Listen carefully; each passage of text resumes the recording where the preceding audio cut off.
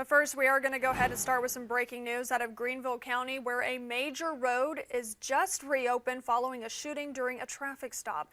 What you're taking a look at right now is live video. This is along Wade Hampton Boulevard and St. Mark Road. Now, this area was shut down for hours as deputies and South Carolina Law Enforcement Division officers responded to the scene. Last night, it was about 11 p.m., and deputies say there were 3 people in a car when a gun inside went off. Following that traffic stop, the deputy requested backup, and while investigating the traffic stop, a firearm was located on one of the occupants inside the vehicle.